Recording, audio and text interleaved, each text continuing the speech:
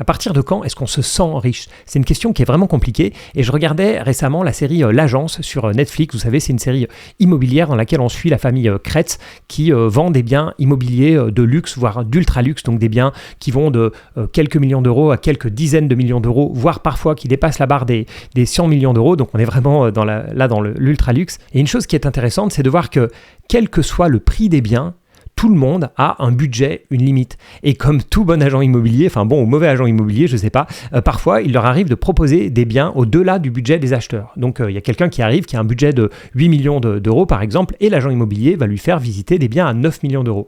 Et assez souvent, finalement, malgré un coup de cœur, les clients ne peuvent pas dépasser leur budget. Ils sont bloqués malgré la richesse apparente qu'ils ont. Et ça revient à une idée que j'ai souvent, qui est que la richesse est relative. Donc, une personne qui vient, par exemple, avec un budget de 8 millions d'euros, parfois juste pour acheter une résidence secondaire, un pied-à-terre, peu importe, on ne peut pas nier qu'elle est très riche. Mais il suffit de lui présenter quelque chose qu'elle veut, mais qu'elle ne peut pas s'acheter, pour que tout d'un coup, elle se sente beaucoup moins riche. En tout cas, elle ne se sent pas assez riche pour avoir ce qu'elle veut. Donc, la richesse est relative par définition, c'est-à-dire qu'on est riche ou pauvre par comparaison. Il n'y a pas de richesse absolue avec un montant monétaire et tangible. Comme dire, je ne sais pas, quand j'aurai 1 million sur mon compte, 1 million d'euros sur mon compte, je serai riche. Vous savez, c'est le fameux million, le chiffre rond, le fantasme de devenir millionnaire, etc.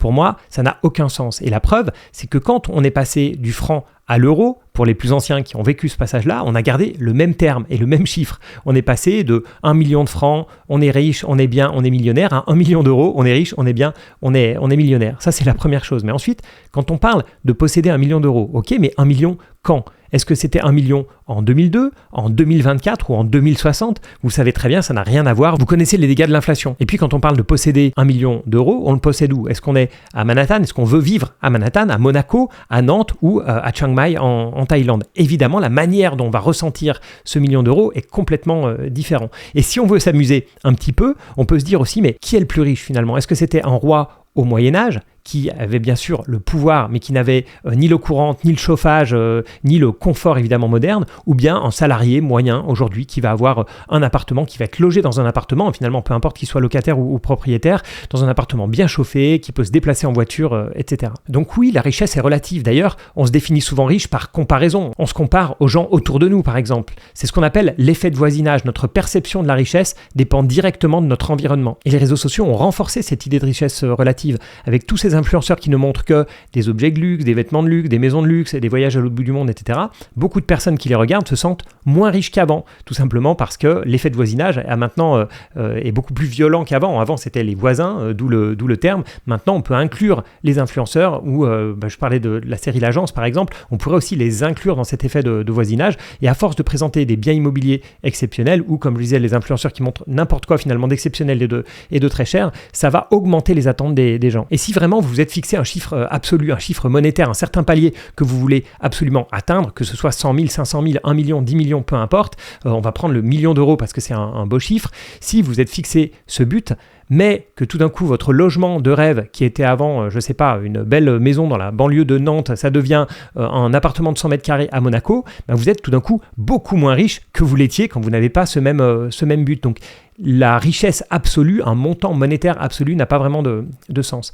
Et peut-être que vous pensez être différent et que vous vous dites je ne me compare pas aux autres, je ne me compare pas à la richesse des autres, mais on entend parfois des réflexions du type lui, il gagne 3 fois le SMIC. Donc à nouveau, on est dans la comparaison. Ou bien mon nouveau job est payé 20% de plus que le précédent. Il nous faut toujours un point de comparaison, sinon c'est impossible de savoir si 1000 euros c'est bien, c'est pas bien. Enfin bien, c'est pas un jugement de valeur, mais si 1000 euros c'est riche, c'est pas riche, 1 million d'euros ou 100 millions d'euros. Et justement, puisque je parlais de salaire juste avant, dans les entreprises, le salaire est le plus souvent comparé aux collègues, évidemment quand on a l'information. Et pour avoir été manager, je me souviens à quel point parfois une toute petite différence de salaire peut vraiment créer des drames. Et ce qui est assez impressionnant, c'est de voir que quelqu'un, par exemple, qui était content de son salaire, il l'est jusqu'au moment où il apprend que son ou sa collègue d'à côté gagne un tout petit peu plus, ou même quelqu'un qui a pas mal d'ancienneté, s'il apprend qu'un petit jeune est a moins d'argent que lui, qui touche un salaire plus faible, mais que l'écart ne lui suffit pas, c'est que lui, avec son expérience, il s'estime être vraiment bien devant et devrait être mieux payé,